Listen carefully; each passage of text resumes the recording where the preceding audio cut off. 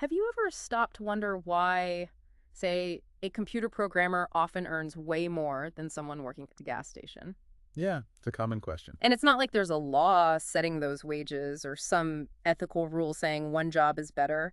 It's really about something fundamental in how our economy works. It really is. And it opens up this huge picture. I mean, think about 2018 in the US, something like $18 trillion in total income. Wow, that's enormous. It's staggering. Right. And roughly two-thirds of that, well, it went to workers, wages, benefits, the whole package. Okay, so the majority. The clear majority, the other third, that went to people who own land or capital, equipment, buildings, stuff like that. It shows up as rent, profit, interest. So the big question isn't just the total amount, but how that massive pie gets divided up. Yeah, Why are some slices so much bigger? exactly. And that's what we're diving into today. We're looking at the markets for the factors of production, Factors of product. Okay, so the basic ingredients. right? Labor, land, and capital. The things used to produce everything else. Our mission here is to figure out how supply and demand set the prices for these factors and, well, ultimately explain those income differences we see everywhere. Got it. So standard supply and demand, but for inputs. Mostly, yes. But there's one absolutely critical difference you have to grab onto right away. The demand for a factor of production like labor, it's what we call a derived demand. Derived demand. Okay, that sounds important. What does that mean exactly? How does it change things? It means the demand isn't inherent. Nobody demands apple pickers just because they like apple pickers. Right. The demand is derived from the fact that people want to buy apples. Or, for your programmer example, the demand comes from firms wanting to produce and sell software. Okay. So if the demand for the final product, like software or apples, goes away. Then the demand for the workers who make it also dries up. Firms want factors because they help produce things people actually want to buy. It's linked. That makes perfect sense. So derived demand is key. How are we going to tackle this? We'll start with the demand for labor. It's the biggest factor. Makes sense to start there. Then we'll look at labor supplies, see how they interact in equilibrium, and then broaden out to land and capital. Sounds like a plan. Let's jump into labor demand then. Hashtag tech, hashtag the demand for labor. Okay, labor demand. Let's maybe use an example. How about an apple orchard? A competitive one, try and make a profit. What's his main thought process? Well, the big question for the orchard owner is, how many apple pickers should I actually hire? Right. And we usually assume this orchard is what economists call a price taker. It's too small to affect the price of apples in the big market, and it's also too small to affect the going wage for pickers. It just accepts those prices. It takes the market price and the market wage is given. Okay. Exactly. And its goal, simple, maximize profit. That's total revenue from selling apples minus the total cost of hiring the pickers. Every decision flows from that goal. So to make that hiring decision, they need to know how many apples each worker or potential worker can actually pick. Precisely. That leads us to the concept of the production function. It's just the relationship between the inputs, the number of workers, and the output, the bushels of apples. So maybe one worker picks 100 bushels, two workers pick, say, 180. Yeah, something like that. And if you were to graph this, you'd see the output climb as you add workers, but the curve usually gets flatter as you go. Flatter? Why is that? That brings in a really core idea. The marginal product of labor, or MPL. It's the extra output you get from hiring just one more worker. So in your example, the first worker added 100 bushels. The second worker added only 80 more bushels, right? 180 minus 100. Ah, okay. So the marginal product of the second worker is 80. Exactly. And what we almost always see is diminishing marginal product. Mm-hmm. As you keep adding more workers to the same orchard, same land, same number of ladders, maybe each new worker adds a bit less to the total output than the worker before them. Why does that happen? Think about it physically. The first few pickers grab the low-hanging fruit. Easy pickings. Hmm. But as you add more, maybe they start bumping into each other, or they have to wait for a ladder, or they have to climb higher up the trees where there are fewer apples. Their individual contribution tends to fall. Okay, that makes intuitive sense. Diminishing returns, basically. That's the idea. Now, orchards don't sell marginal product. They sell apples. They care about money. Mm. So the next step is crucial. Convert that physical product into dollar terms. Right. We do that by taking the marginal product of labor, MPL, those extra bushels, and multiplying it by the price the apples sell for in the market. This gives us the value of the marginal product of labor, or VMPL.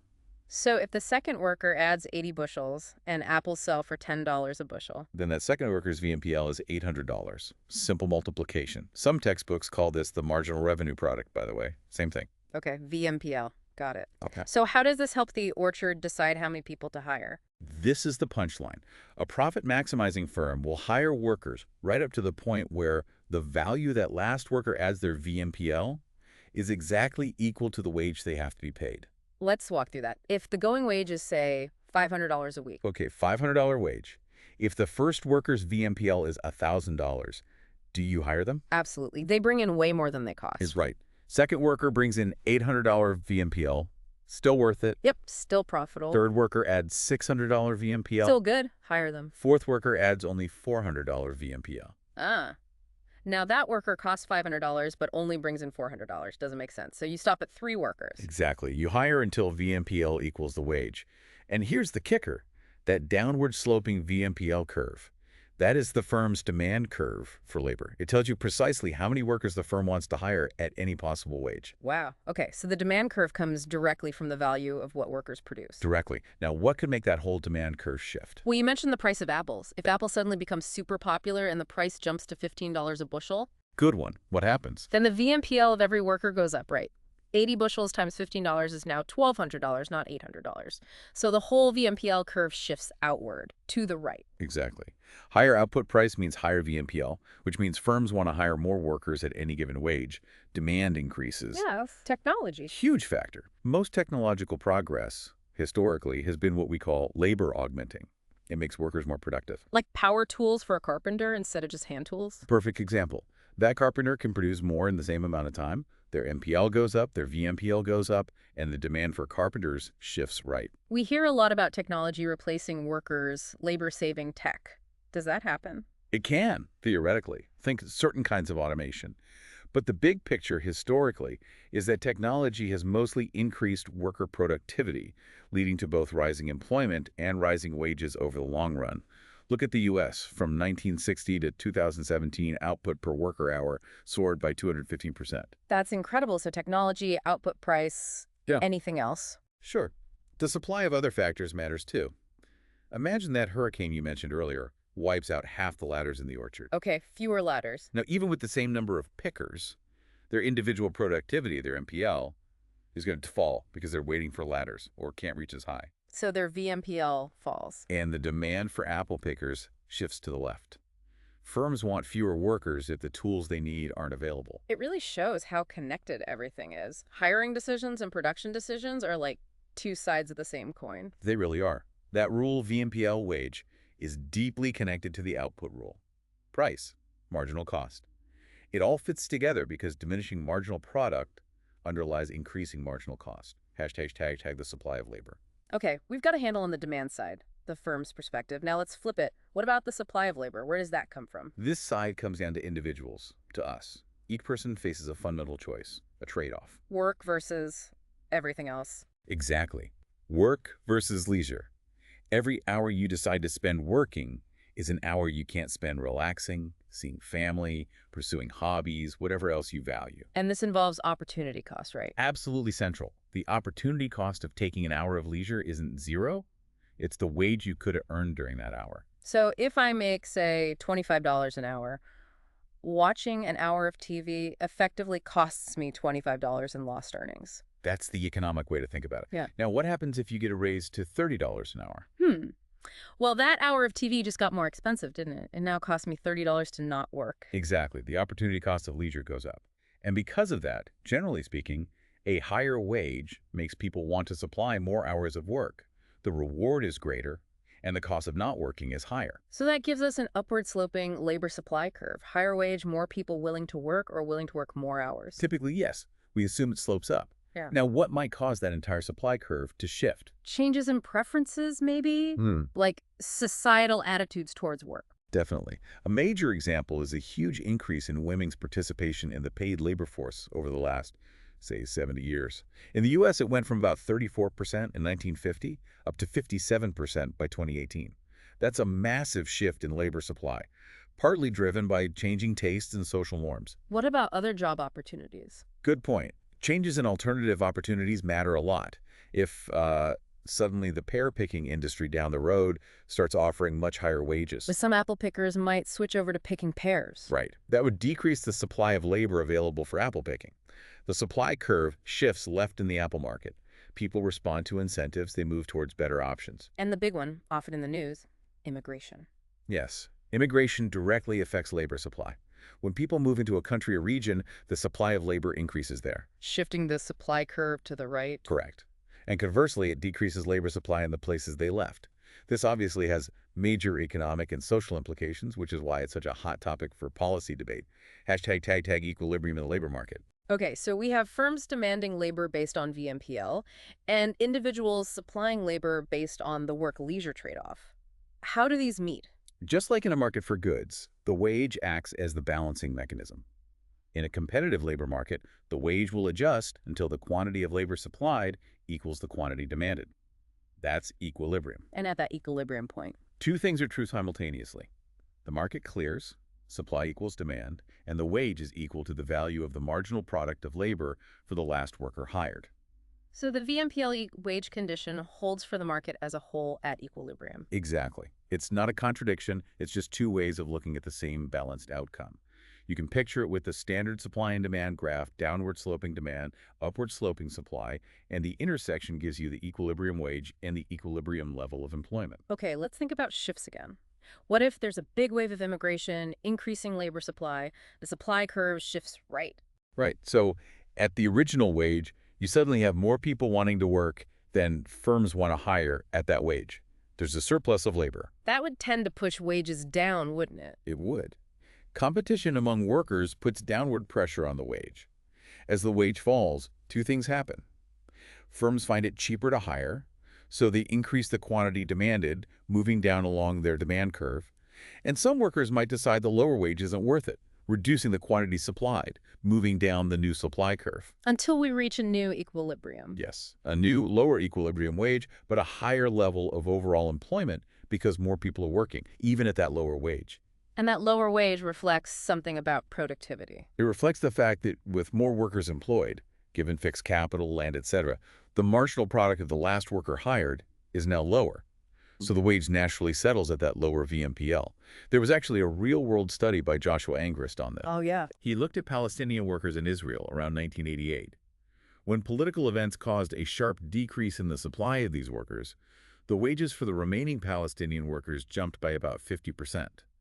Less supply led to higher MPL and thus higher wages. Wow, a clear demonstration. Now, what about a shift in demand? Let's say apples become incredibly popular, maybe due to a health trend, and the price of apples shoots up. Okay, higher apple price. We know what that does to labor demand, right? It increases the VMPL for every picker, so the labor demand curve shifts to the right. Correct.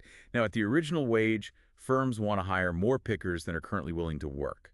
There's a shortage of labor. So firms have to offer higher wages to attract more workers. Exactly. The wage gets bid up. Mm-hmm. As the wage rises, more people are drawn into apple picking, quantity supplied increases, and firms moderate their hiring slightly due to the higher cost.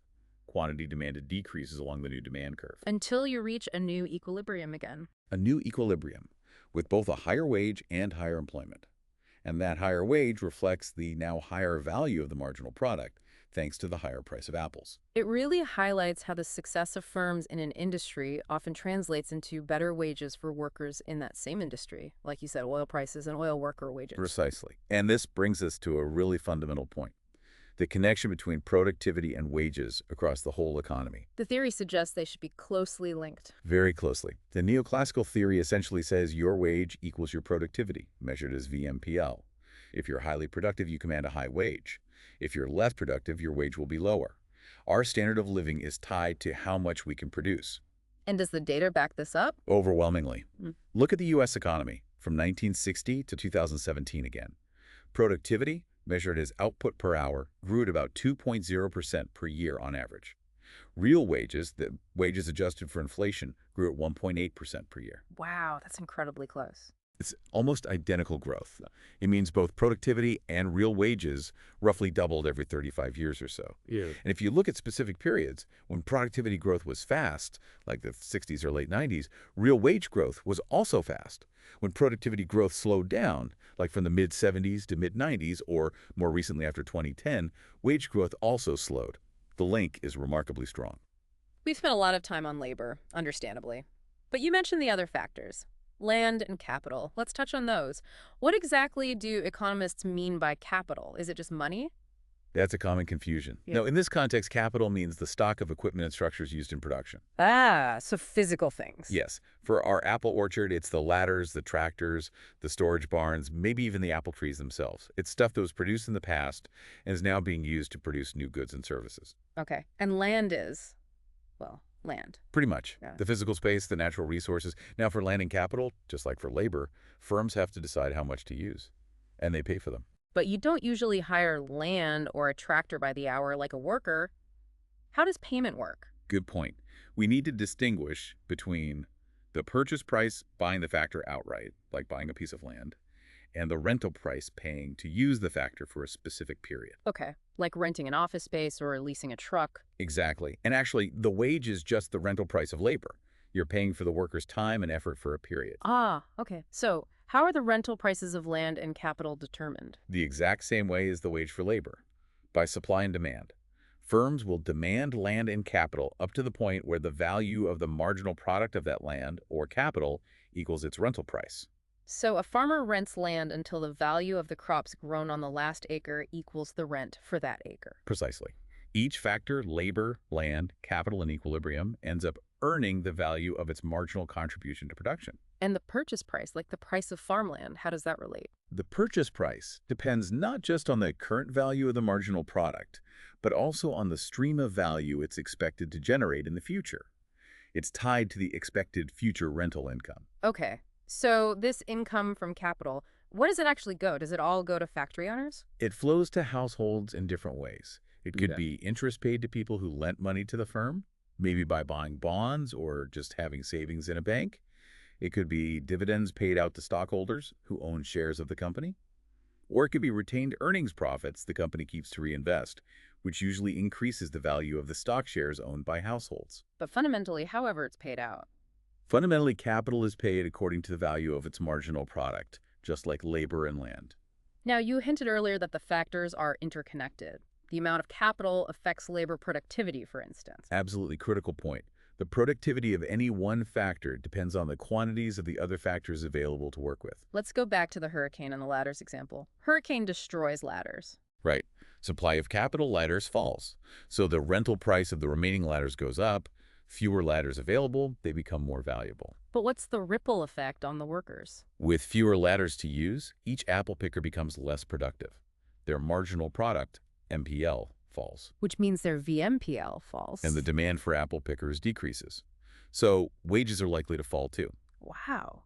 So a shock to the capital market directly impacts the labor market. Exactly. A change in the supply of any factor can alter the earnings of all the factors because it changes their marginal productivities. It's all linked. Is there a big historical example of this? A truly dramatic one is the Black Death in 14th century Europe. The plague wiped out roughly a third of the population. A devastating loss of life. What were the economic consequences predicted by this theory? Well, think about it. A massive reduction in the supply of labor. What should that do to the marginal product of the labor that remained? With fewer workers, each remaining worker becomes relatively more important, maybe has access to more land or tools per person, so their MPL should rise. Precisely. And if MPL rises, VMPL rises, and wages should rise. And historical records suggest wages roughly doubled in the aftermath. Doubled. And what about land? With far fewer people to work the land, the marginal product of land itself would have fallen sharply. Less labor available makes each acre less productive. So rents paid to landowners should have fallen. And they did, dramatically. Some estimates say rents fell by 50% or more. It led to a period of relative prosperity for the surviving peasants and hardship for the landed aristocracy. A huge shift in income distribution driven entirely by changes in factor supplies and marginal productivity. #tag conclusion. Okay, let's try to wrap this all together. We've covered a lot of ground, from derived demand to marginal products to equilibrium. What's the big takeaway theory here? The framework we've been using is generally called the neoclassical theory of distribution. It's really the standard view. And it boils down to this. The payment received by each factor of production, whether it's wages for labor, rent for land, or profit interest for capital, depends on the supply of that factor and the demand for it. And that demand, crucially. That demand is determined by the factor's marginal productivity. Hmm. In the end, in a competitive market equilibrium, each factor earns the value of its marginal contribution to the production process. So going back to the very beginning, the programmer versus the gas station attendant. The theory gives a clear answer. The programmer typically produces goods or services, software, code, solutions that have a higher market value than the services produced by the attendant, pumping gas, maybe cleaning windshields. Their wages reflect the market's valuation of what they produce, their VMPL. It's not arbitrary. It's tied to the value generated. And according to this theory, yes. It also helps make sense of complex policy issues. Take immigration, which we touched on regarding labor supply. Right. The analysis suggests it's not straightforward win-win or lose-lose. Exactly. Economic analysis, like that highlighted by economist George Borchas mentioned in the source material, suggests that while immigration can increase the overall size of the economic pie for the native population, it also tends to redistribute slices of that pie. An influx of workers, especially if they have similar skills to some native workers, increases labor supply in those segments. This can put downward pressure on the wages of those competing native workers. So some native workers might see lower wages. Who gains? Well, the firms hiring these workers benefit from lower labor costs, and consumers might benefit from lower prices. The argument presented is that there's often a net gain for natives overall, an immigration surplus, but it involves a transfer of wealth from the native workers who compete with immigrants to the native owners of capital or firms who employ them. Plus, there are potential fiscal impacts regarding taxes paid versus services used. So the economic lens suggests immigration acts partly like an income redistribution program, which helps explain why debates around it can be so intense, weighing the interests of different groups.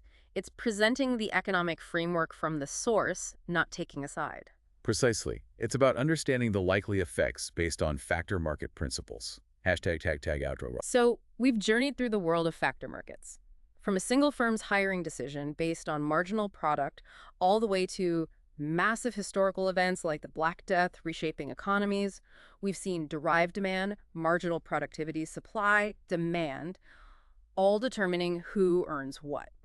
It's a powerful lens for understanding how resources get allocated and how income gets distributed in a market economy. And hopefully, thinking about derived demand gives you a new perspective when you read headlines about job growth or automation or wage negotiations.